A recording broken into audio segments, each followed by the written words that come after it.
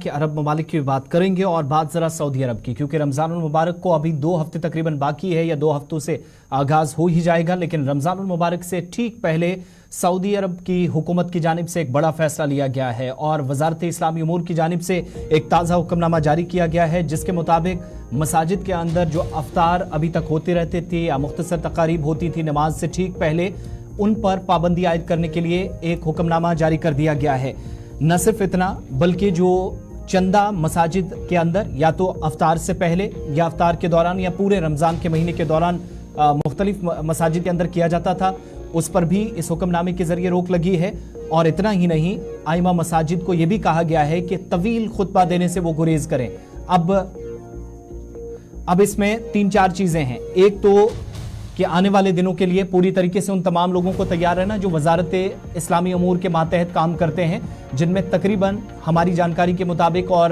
جو تفصیلات ہیں 24,000 کے آس پاس مساجد پورے سعودی عرب کے اندر ہیں جہاں پر اس طرح کی پابندی کا اثر دیکھا جائے گا۔ دوسرا، ایک ہم یہ بھی دیکھ رہے ہیں کہ جو مساجد کے اندر جب نماز ہوتی تھی تو کئی لوگ ویڈیوز بناتے تھے، تصویریں شیئر کرتے تھے اور اس کے بعد سوشل میڈیا پر طرح طرح کی باتیں یا اس پر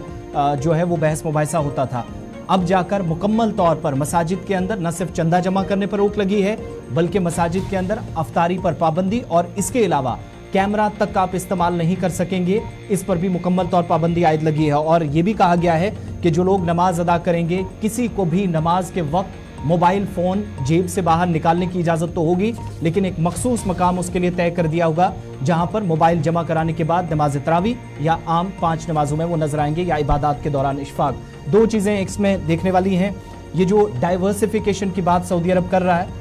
ایک تو مکمل تفصیلات، اس کے علاوہ کچھ اور بھی پابندیاں وہ بھی بتائیے گا، لیکن جو ویژن 2030 ہے سعودی عرب کا، کیا یہ اس کی طرف کوئی اقدام ہے یا پھر جو اکانومی یا سوشلی اور کلچرلی کہا جا رہا ہے کہ اب یورپ نہیں، یورپ سے بڑا عرب بنے گا، وہ جو شاہ سلمان کا ایک خواب ہے، اس کی طرف یہ کوئی پہلا قدم تو نہیں ہے؟ دیکھیے، جن لوگوں نے شاہ سلمان کا انٹرویو صرف 3 دن پہلے دیکھا ہوگا جس پر حجاب کو لے کر ان کا بیان آیا تھا،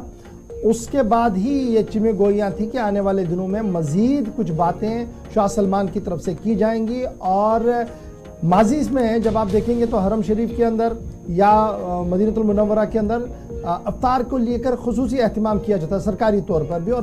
مسجد حرم کے اندر اور مدینہ پاک کے اندر بھی اس طریقے کی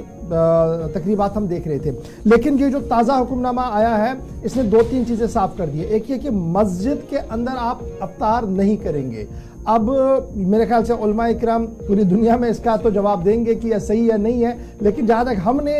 اس کو دیکھا ہے ابھی تک جو ہم دیکھ پا رہے ہیں، اس کی ریزنمنٹ ودن دا سعودی عرب بھی ہونا شروع ہو گیا ہے۔ سعودی عرب کے جو مختلف شہر ہیں وہاں پر بھی اس کی ریزنمنٹ ہو رہی ہے، چونکہ وہاں پر ریزنمنٹ کا طریقہ کچھ الگ رہتا ہے لیکن ضرور ہے۔ نمبر 2،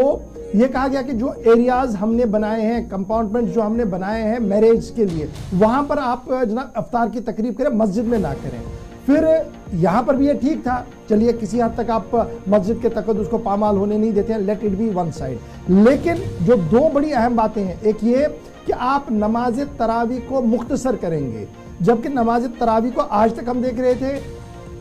کعبہ شریف کے اندر تھی یا مسجد نبوی کے اندر تھی تو ہم صلاۃ اللیل اس کو مان کر پوری رات اس کو پڑھا جاتا تھا اور لوگ شوق ذوق کے ساتھ اس میں شریک بھی ہوتے تھے، جس نے جتنی رکعتیں پڑھنی تھی پڑھ کے فارغ ہو کے نکل جاتا تھا، کسی پر کوئی پابندی عائد نہیں تھی۔ لیکن اب کی بار حکم نامے میں کہا گیا مختصر کریں گے۔ یہ مختصر کیوں کہا گیا، اس کی وضاحت آنا باقی ہے مذہبی امور کی طرف سے۔ تیسری بڑی بات کہ جب آپ خطبہ دیں گے جب آپ واعظ و نصیحت کریں گے، تبلیغ کریں گے، تو آپ نے اس میں بھی مختصر رہنا ہے، تبلیغ کو بھی آپ نے شارٹ کرنا ہے اور رمضان کے فضائل مسائل پر سختی کے ساتھ بیان نہیں کرنا۔ یہ بڑی